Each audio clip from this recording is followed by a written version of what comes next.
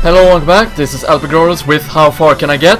The game series where I play a game trying to get as far as possible without dying, or rather before I die or get a game over, depending on the game.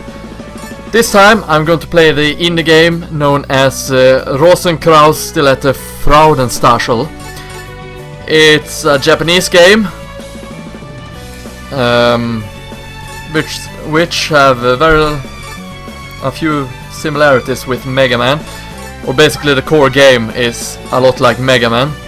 And as always, I would like you, my audience, to join in on this and record your own series like this and post it as a video response. But yeah, I'm going to start out with the prologue because I don't want this to be too short. It's a pretty hard game, and that symbol there kind of reminds me of Dr. Cossack from Mega Man 4. But yeah, the reason why I chose arcade and not story is because I haven't found a English patch that translates the game. Rather, I haven't found the patch that works. So the story is entirely in Japanese, so I cannot understand it. Hence, it would be pointless to have it. So we have to do this in old Mega Man fashion, where there is no dialogue or story, or at least not shown in the game per se. But yeah, this game, unlike Mega Man, where the Mega Buster is unlimited, the main character's main weapon are not unlimited. It actually has a power bar as well.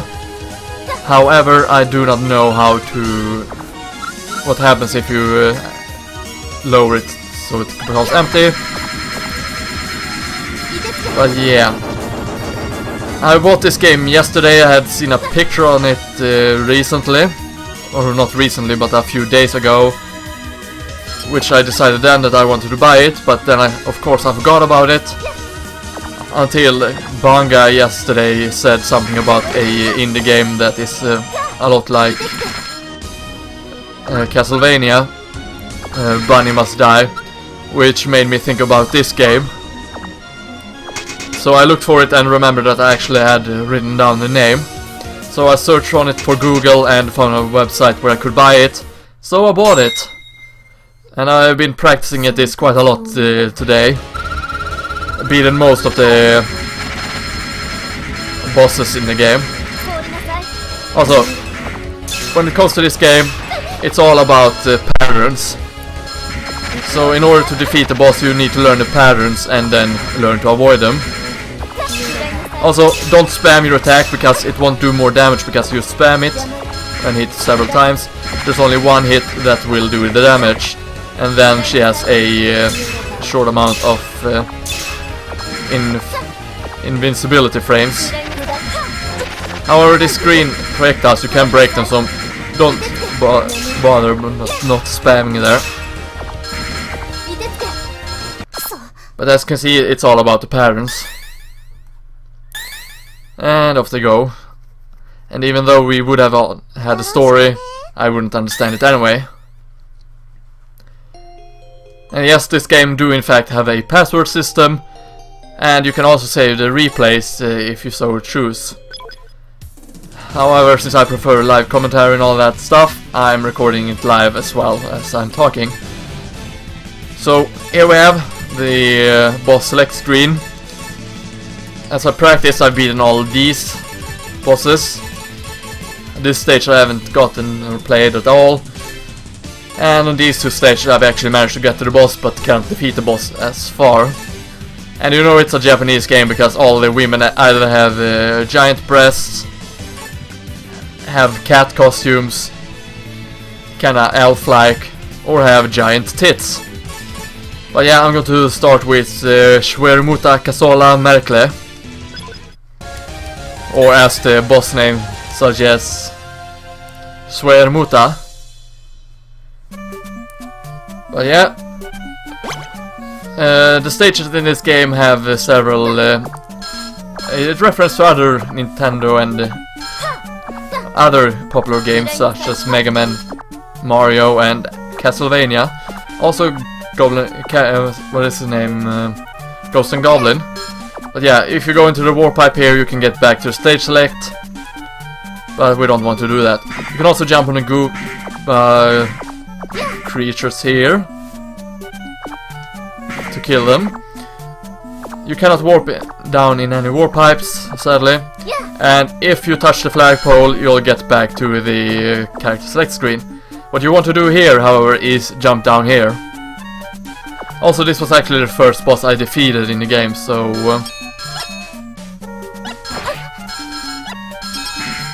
that's why I'm choosing this stage first out of this recording. It's practically impossible for us to reach that extra life as for now, so we shall just head on without it. But not to worry, we have plenty of extra lives, so we should be fine without them. Avoid these skull platforms, because they will damage us. This cross tank, if we try to get it, will be crushed, because I can't make it in time. Or actually I can. Look at that, I actually made it. Something I did not do on my practice run. But that's great, because now we have an extra E-tank, or cross tank. But yeah, you see these symbols. I have no idea what waits down on these platforms, but I figure you need weapons in order to actually be able to survive down there, so we shall be heading to where the main weapon is. And if you played Mega Man 2, you know that what this is from, or reference from, rather. And it's just as easy here as it is in Mega Man 2.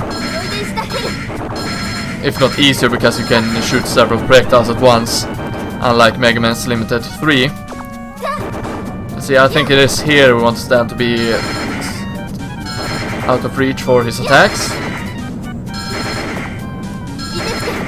So soon he should be dead. There we go. But yeah, I will post in the description where you can find this game and all that, in case you're curious about the game yourself and want to play it for yourself. Also, I assume that you'll get an extra life if you collect all the coins here, but as for now, we have no means to collect all the coins, sadly. But that's okay, we can still collect 93 coins. So that's a little neat secret on this level. But yeah, there's also these Mario 3 boots, where you need in order to get over these spikes. And be careful here, because the spikes are instant kill, or rather one-hit kill. So keep that in mind and do not touch them. And you'll make it throughout here without any harm whatsoever. And look at that, we're at the boss already. And this boss shares a lot of similarities to the bosses in Super Mario World and Mario U, actually. Or at least I do think it's Mario U that brought it back. Make sure to, when you get too close to the boss, to avoid or jump over her, because she will use her headlands to attack us. Also, she'll throw these shurikens at us, so keep that in mind. When these attacks appear, just go to the middle and jump, and you'll make it out alive without any trouble whatsoever. I do still have problem avoiding the shurikens, however. Okay, as the boss gets down to half its HP, they usually switch up their attacks, enter a second form. Also, to avoid the shurikens here, you want to stand in the middle and jump in the right time, in order to avoid them, that is. But yeah, since I practiced this, I should be fine on the boss if I just avoid the attacks as much as possible. When it says warning in the middle that the giant squid or calamari will appear and it will try to crush you, that's your cue for avoiding it, and there we go. She's beaten.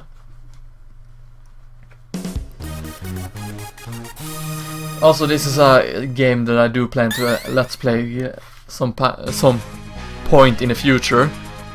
And every time you get a new attack, it will change her the color of her bow. And sometimes you also get a new fairy power, and in this case it's Strudelsund. So there we have it. I'm going to go with Grolla Seyfarth. And this level is inspired by Ghosts and Goblins, or Ghosts and Ghouls depending on where you live. However, the level is not as hard as the actual game, so at least we have that going for us.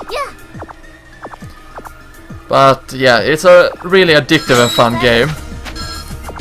So I highly recommend picking it up actually.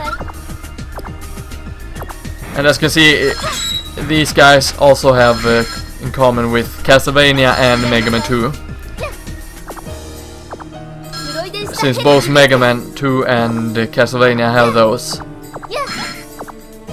Whoops, did not meant to do that. Also these things here, do they look familiar? Familiar, I mean. They should be.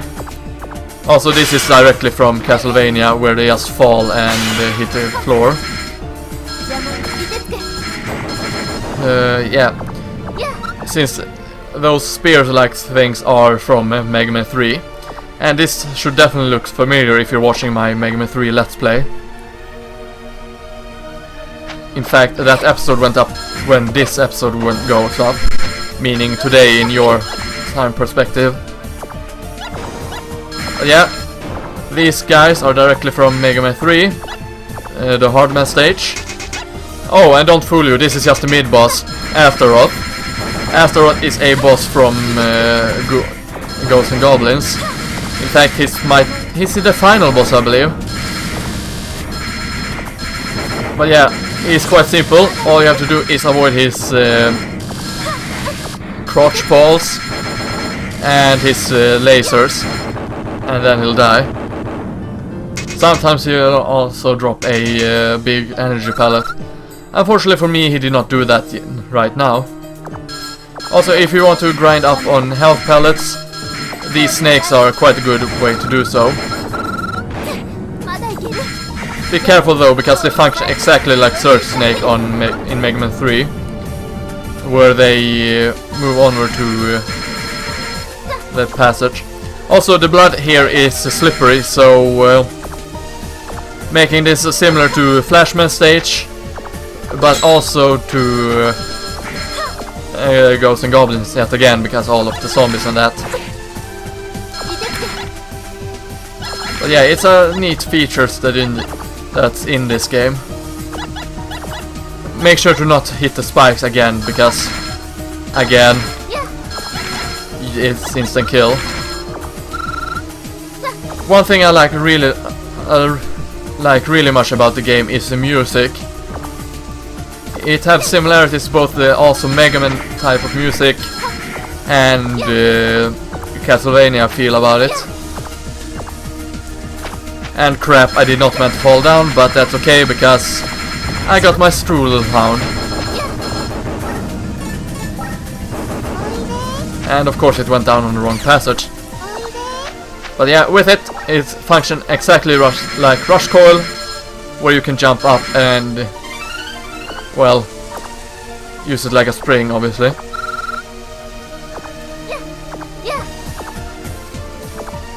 And here we are, at the boss. Now the good thing about this weapon is that it functions like a shield. And unlike Mega Man, this shield is temporary until you either die or you get hit by something. And as you can see, she's influenced by Death. Death from Castlevania, or rather it's a similar sprite. So yeah, like always, it's all about the patterns. And crap, I did not jump enough high there. But yeah, it functions as enemies hitting you and not projectiles. Of course, it can protect against certain projectiles. So sometimes it's actually functioning as a shield toward all. Also, when the red lines come up like that, jump or avoid them at all costs. Standing where they do not touch. You know, if you want to survive, that is. And crap, I died, but that's okay because I have 4 more lives. And just like Mega Man, you do play on the 0. So that's good. Okay, time for a rematch. Hopefully I will beat her this time. I did actually beat her without full life the time I did beat her. I just managed to avoid her attacks good enough in order to do so. But same thing here. Do not spam your attack because that will not do you any good. So come on now.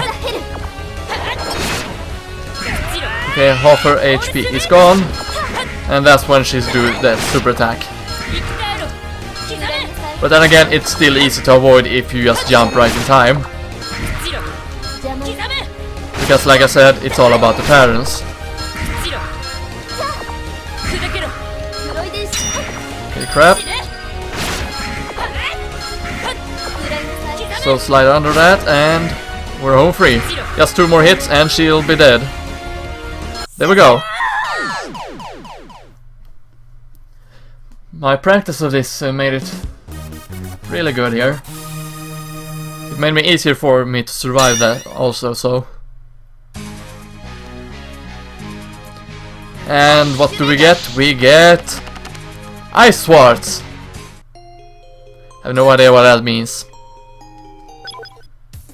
But yeah, as you can see, the weapons and all that are in German. But I do know that this boss is boss's power is strong against Unbekannt. I have no idea what that means. Unknown, perhaps, or something like that. Hero? But yeah, this stage is very similar to Airman stage actually. In that term, it's an air level. But yeah, unlike Airman, I do have trouble speeding this level. Because it's slightly harder and you'll see when and where. Also here's where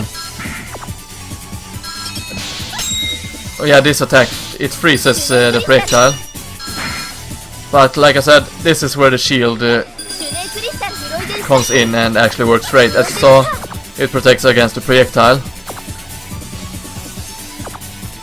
Also, this level also holds some similarities to is it Kentaur stage in Mega Man 6 and also Dustman stage in Mega Man 4, but also the Wily stage in Mega Man 4.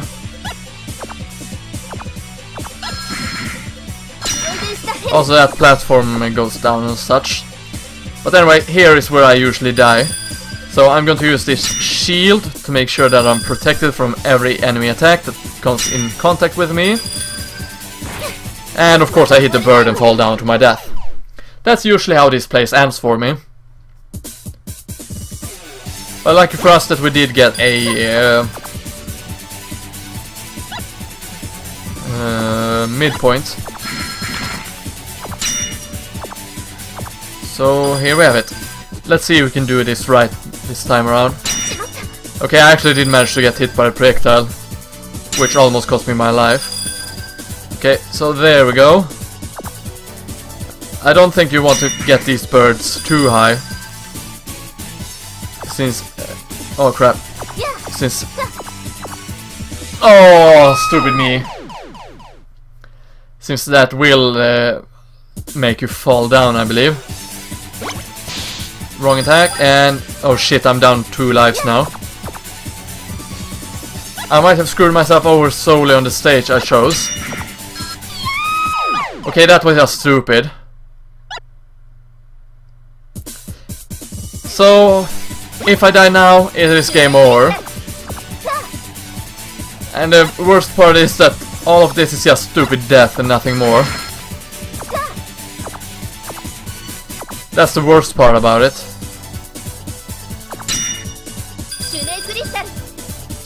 Oh, and don't think to forget about an item like number 2 in this game.